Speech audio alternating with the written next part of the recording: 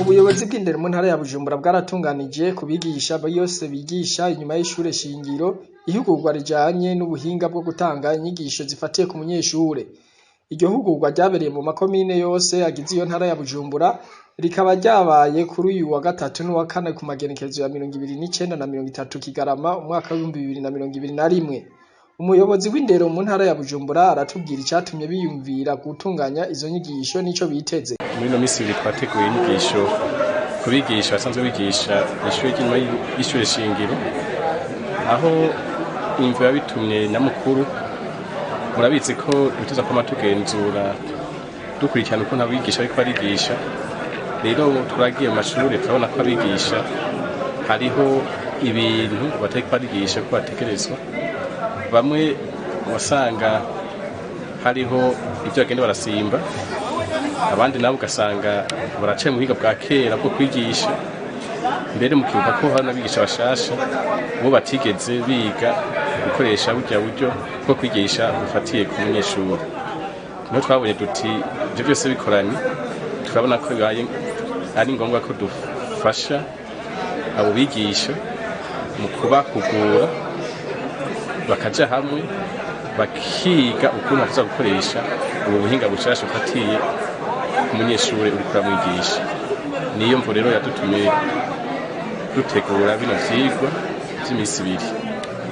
Ihangiro twari dufise nuko abigisha bose baronka ubwo bumenyi bwo kwigisha ufatiye umunyeshuri kurigisha, bagakurikiza neza ubwo buryo bwo kwigisha, bakavyigisha bisunze iryo hinduka ryabaye mu ntego y'ivyigwa.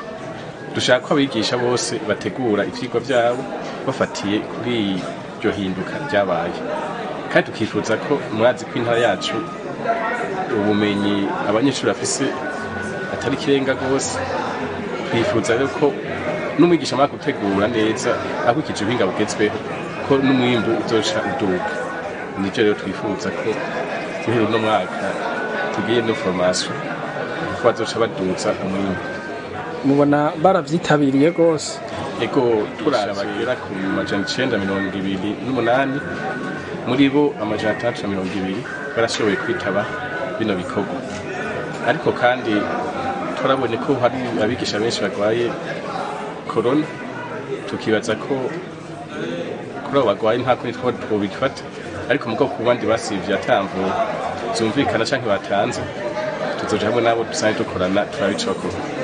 Abitavye iryo hugurwa barakenguruka na nyaburya harimwo n'abashasha batari bwazironke, banasaba ko inyigisho nk'izo zoza ziratunganwa. Inyigisho ikintu wese nuko ubwa mbere mu kuzitanga naritanga umenga mu kajagari ntabizi neza, kuko gushika ubu ndabona ko izinjiro zimfashije, kuko nzobitanga ndabona ko akarusho kambanye kenshi. Gusa kamutse batera abatwara umuyobozi w'indero mu ntara yacu nziza ya Bujumbura, nuko buri gice boza badushira hamwe kugira ngo twongere twige neza inyigisho, kugira ngo ntizibagirwe, kugira ngo mu buri gice cyose canke buri gice ko biteguye tuze turasubira hamwe twiga tuvyibukanya uko twavyize, kugira ngo abanyeshuri bacu ubumenyi butere buja imbere kuko bwinshi cyane.